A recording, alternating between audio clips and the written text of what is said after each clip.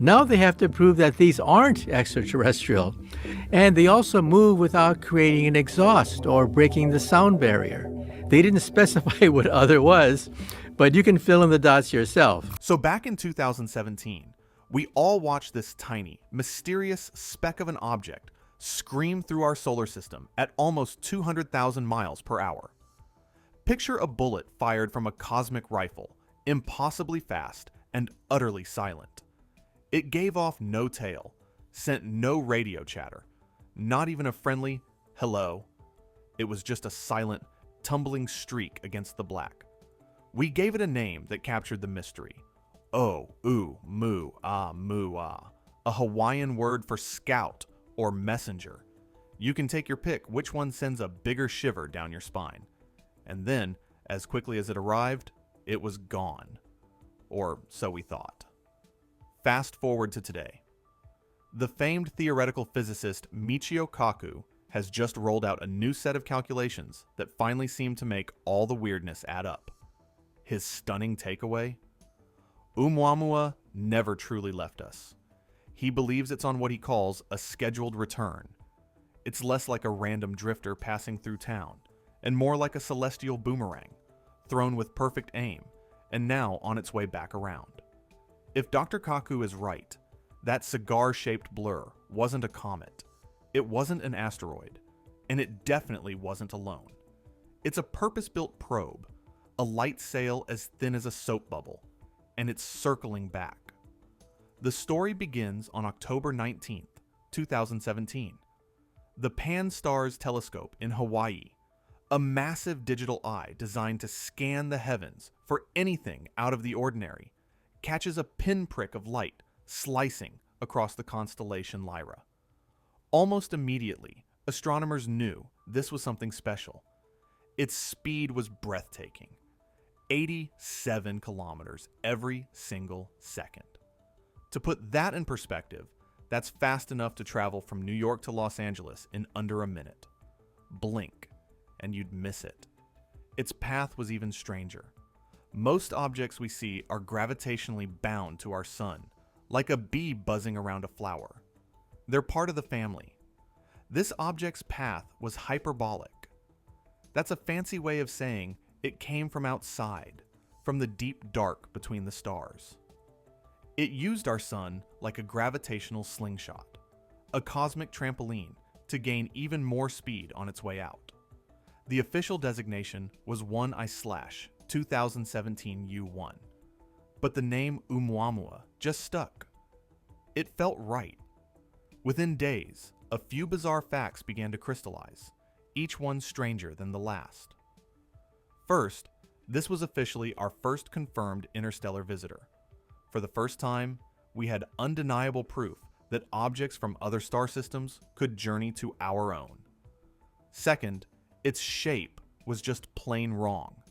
Instead of a lumpy potato, like most asteroids, its light signature suggested it was incredibly elongated, maybe 10 times longer than it was wide. Think of a skyscraper tipped over on its side, tumbling through space. Nature rarely builds things with such clean, extreme dimensions. And then, there was the kicker, the detail that broke all the rules. As it flew away from the sun, it sped up. It was like watching a car roll uphill without an engine. Now, comets do this all the time. They're basically dirty snowballs. As the sun heats them, they vent gas and steam, creating a tail and pushing themselves forward like a tiny rocket. But Oumuamua had no tail, no puff of gas, no exhaust, nothing. It was accelerating with no visible means of propulsion. It was a ghost in the machine of celestial mechanics, and scientists had no idea what to make of it. This kicked off a frenzy of speculation. The cosmic detectives put on their hats and began lining up the usual suspects, trying to find a natural explanation for the impossible object. The first idea on the table was a hydrogen iceberg, a solid chunk of the universe's most abundant element, frozen solid and wandering through space. The problem? It's like trying to carry an ice cube across the Sahara Desert. Our sun is a furnace, a hydrogen iceberg would have been boiled away, evaporating into nothingness long before it ever got close to us. That theory melted under scrutiny. Suspect number 2. A chunk of frozen nitrogen flaked off a distant Pluto-like planet in another solar system. This was a sturdier idea. Nitrogen ice is tougher than hydrogen ice. But this suspect had an alibi. A solid nitrogen object would be incredibly reflective, shining brightly like a polished mirror. Oumuamua was the opposite. It was dark, with a reddish hue, absorbing most of the light that hit it like a lump of charcoal. The light readings simply didn't match. Strike 2. The third theory was even more exotic. Perhaps it was a natural object whose surface had been baked by cosmic rays over millions of years, turning it into a micron-thin shell that acted like a solar sail. But this was like trying to build a sturdy boat out of a single layer of tissue paper. The object was tumbling end over end, once every 8 hours.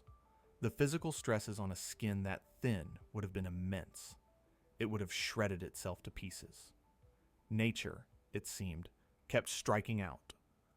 Every time scientists tried to fit Oumuamua into a natural box, it refused to go. And this is where Dr. Michio Kaku enters the picture. He isn't just a world-renowned physicist. He's a futurist, a man who has spent his entire career thinking about alien megastructures, warp drive, and contact with extraterrestrial intelligence. While most of the scientific community was struggling to find a natural explanation, Kaku dared to ask the question everyone was avoiding. What if the simplest explanation is that it's not natural at all? As far back as 2018, he wrote, "This looks like a light sail under intelligent control." Now, he's doubling down on that claim because a new stack of quiet data updates seems to be on his side. First, the Spitzer Space Telescope, which sees in infrared, looked for a heat signature. It saw nothing. A nitrogen iceberg, or any comet for that matter, would have left a faint heat trail from outgassing. Oumuamua was stone cold. Then, we bounced a radar signal off it.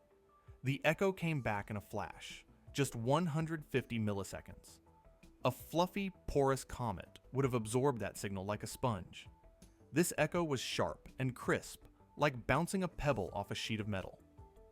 It indicated a dense, solid shell, but the most compelling clue was its changing brightness.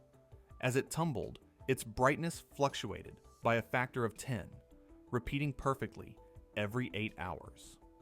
Kaku argues this is exactly what you'd expect from a flat, metallic panel. Imagine a shiny dinner plate spinning in the sunlight. When you see its face, it's a bright circle. When you see it edge on, it's a thin, dark line. This tumbling object was behaving precisely like that.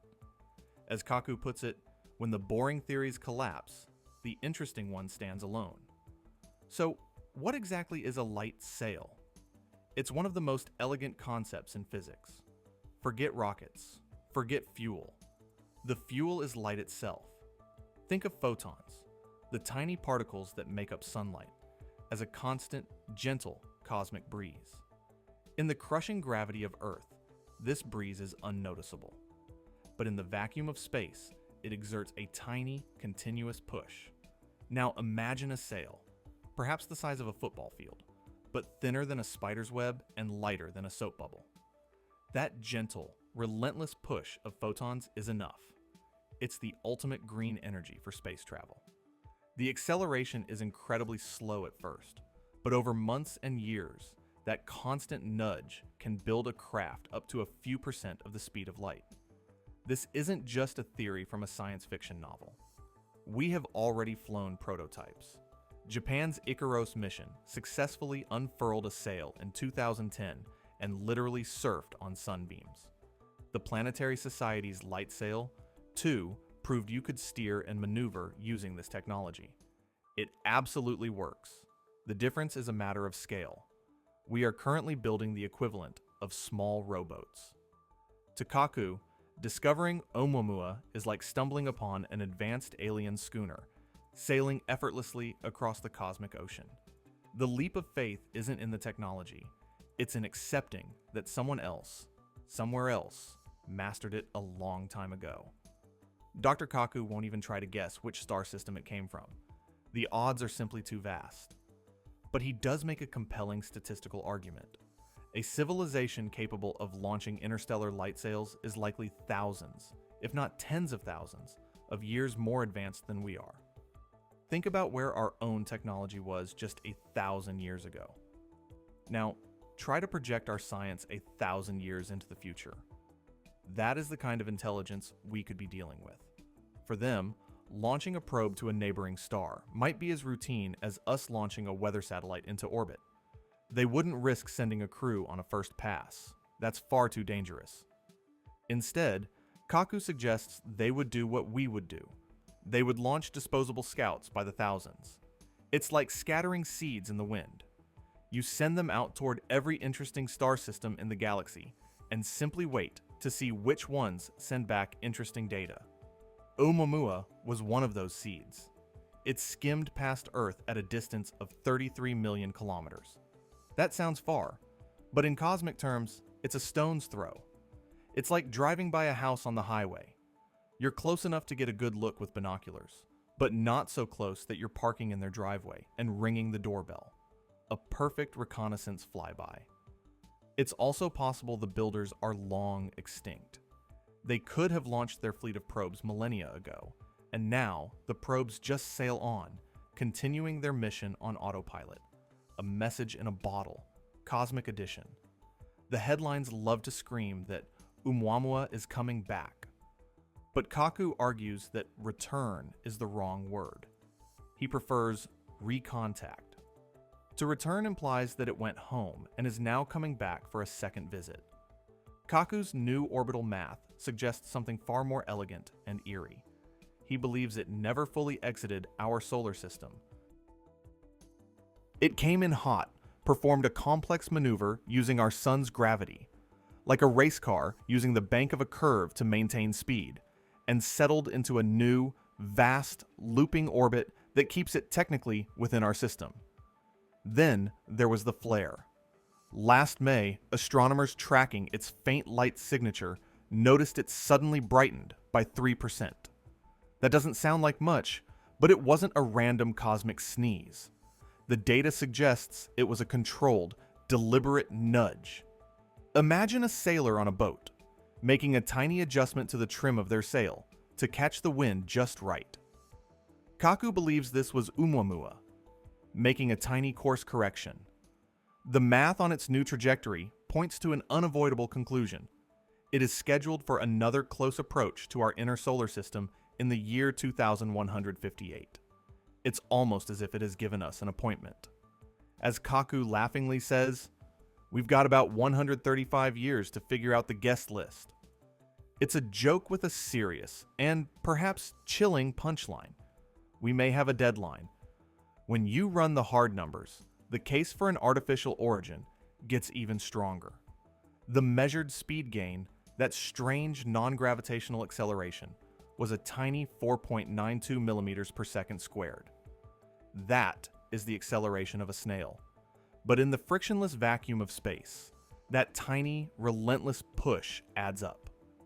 It's the cosmic version of the tortoise and the hare, and this tortoise is winning the interstellar race. Kaku's team calculated that a sail, just 0.3 millimeters thick, the thickness of about 3 sheets of paper, and weighing around 500 kilograms, would accelerate at exactly this rate from the pressure of our sun's light. The math fits like a key sliding into a lock. But here's the smoking gun. The acceleration vector was 20 degrees off from the sun line. Any natural object, like a comet venting gas, would be pushed directly away from the sun. Oumuamua was pushing itself away at an angle. It was steering. It's like watching a sailboat tacking against the wind to navigate a channel. It was actively maneuvering, seemingly to dodge the gravitational pull of planetary moons. Kaku's team re-ran over 40,000 simulations last month, plugging in every conceivable, natural scenario. Only one model stayed inside every single error bar for all the observed data: the artificial light sail. Now, to be fair and intellectually honest, the majority of mainstream astronomy still hedges its bets on a natural, if highly unusual, origin. Science is, and should be, cautious. The golden rule is that extraordinary claims require extraordinary evidence. And the evidence for Oumuamua, while deeply strange, is also frustratingly limited. We only had an observation window of about 2 weeks. We never got a close-up photograph. It was like seeing a strange silhouette in the fog for a few moments. Could it be a sea monster? Yes. Could it also be a strangely shaped log? Also yes. The skeptics rightly remind us, absence of evidence isn't evidence of aliens. You can't just say, we don't know what it is, therefore it's aliens. That's a logical fallacy. But Kaku brilliantly flips this argument on its head. He says the absence of expected features is the evidence. Imagine you found a fish that could climb a tree. The evidence isn't just that it's a fish out of water. It's that it lacks gills, but has something like primitive lungs. Oumuamua accelerated like a comet, but had no coma, no tail, and no heat signature. The absence of these key comet features is precisely what makes it so compelling. NASA's official label remains unknown interstellar object. But privately, more than a few mission scientists will admit they're rooting for the weird answer. The discovery of Oumuamua has lit a fire under the scientific community. We were caught flat-footed, and nobody wants that to happen again. Avi Loeb, another prominent Harvard astronomer who supports the artificial origin theory, has launched the Galileo project. Think of it as a dedicated neighborhood watch for our solar system, building a network of advanced telescopes to hunt for the next visitor, and, this time, get a high-definition look at it. Meanwhile, the European Space Agency is sketching out plans for Project Lyra, a high-speed intercept mission. It's like having a rocket fueled and waiting on the launch pad. The moment we spot another object, like Oumuamua, the plan is to launch a probe to chase it down, even if the journey takes decades. But Kaku says the real prize isn't just about tagging the next object. He argues that focusing on Oumuamua alone is like finding one unique seashell on a vast beach and ignoring the possibility that the entire ocean is teeming with life. The real paradigm shift is in realizing that our solar system may not be an isolated island, but a busy shipping lane in a galactic network. And once we admit that, the second, more profound conversation begins. Who else is watching, and why? A discovery that forces us to see ourselves and our place in the universe in a new light. The telescope showed us we weren't at the center of everything. The iconic Earthrise photo taken by the Apollo 8 crew showed us that we live on a beautiful, fragile, and unified blue marble floating in the void. Oumuamua is the next great mirror.